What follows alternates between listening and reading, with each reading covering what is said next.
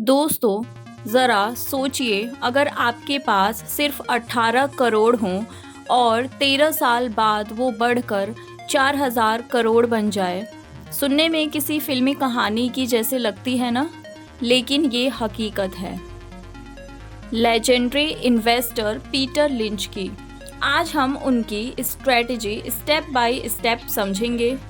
6 simple conditions जिससे उन्होंने ऐसे स्टॉक्स चुने जिनका फ़ायदा उन्हें लंबे समय में मिला, और साथ ही ये भी देखेंगे कि क्या ये स्ट्रेटजी आज इंडियन स्टॉक मार्केट में काम करती है या नहीं करती।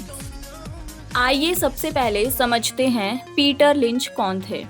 तो दोस्तों, पीटर लिंच वो वॉल स्ट्रीट के सबसे बड़े इन्वेस्टर्स में गिने जाते हैं जिन्होंने 1980 में फिडेलिटी मैगलेन फंड मैनेज किया और अपने लीडरशिप से इस फंड को 18 करोड़ से बढ़ाकर 4000 करोड़ तक ले गए।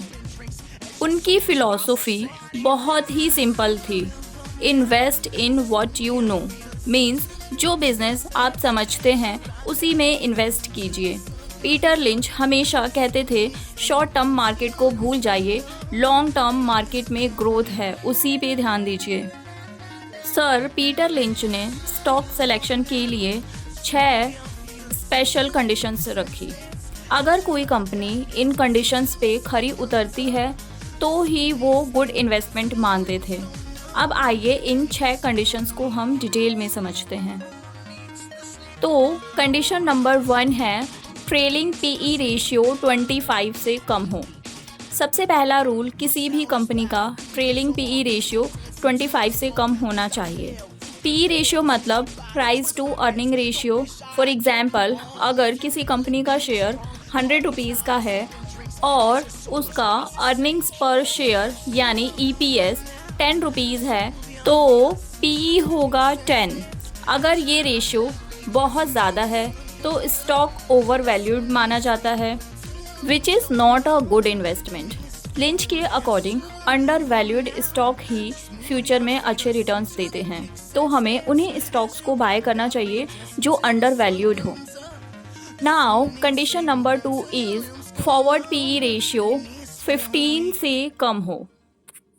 ट्रेलिंग पीई रेशियो जो होता है वो पास्ट अर्निंग्स पे निकाले जाते हैं, लेकिन फॉरवर्ड पीई फ्यूचर की प्रोजेक्शंस दिखाता है, इसीलिए इसको भी ध्यान में रखना बहुत ज़रूरी है।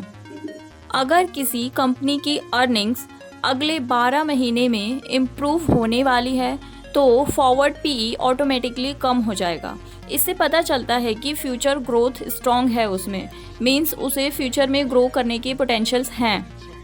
Condition number 3 is debt to equity ratio 35 से कम हो। तीसरी कंडीशन, डेट टू इक्विटी रेशियो 35 से कम होनी चाहिए, मतलब कंपनी के ऊपर बहुत ज़्यादा कर्ज नहीं होना चाहिए। फॉर एग्ज़ाम्पल, अगर कोई 50 लाख का घर खरीद रहा है और उसमें 40 लाख लोन से है तो सिर्फ 10 लाख अपनी इक्विटी लगा रहा है, तो इसमें जो है वो रिस्क बहुत ज़्यादा है। लेकिन अगर लोन सिर्फ 10 लाख का है तो 40 लाख अपनी इक्विटी है, तो इसमें रिस्क बहुत कम हो जाता है। ठीक यही लॉजिक कंपनियों पर भी लागू होता है। कंपनी के पास जितना कम डेट होगा उसकी स्टेबिलिटी उतनी ज़्यादा अच्छी होगी। Condition number 4 is EPS growth 15% से ज़्यादा हो। चौथा रूल, ईपीएस ग्रोथ सालाना 15% से ज़्यादा होना चाहिए। ईपीएस यानी अर्निंग्स पर शेयर। अगर किसी कंपनी का प्रॉफिट पर शेयर लगातार ग्रो कर रहा है तो ये फ्यूचर में स्ट्रॉन्ग पोटेंशियल दिखाता है। पीटर लिंच हमेशा कहते थे रेवेन्यू और प्रॉफिट देखना ठीक है, लेकिन असली ग्रोथ ईपीएस से ही दिखती है। Now let's talk about condition number 5 which is market cap 400 crore से ज़्यादा हो।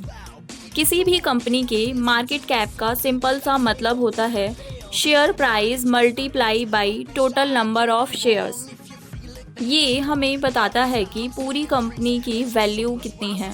लिंच का मानना था कि बड़ी कंपनियां रिलेटिवली ज़्यादा सेफ होती हैं। हालांकि बहुत लोग कहते हैं कि असली वैल्यू स्मॉल कैप और मिड कैप स्टॉक से ही मिलती है, बट लिंच सेफ बेट्स पर भरोसा करते थे। Last but not the least, PEG ratio 1.2 से कम हो।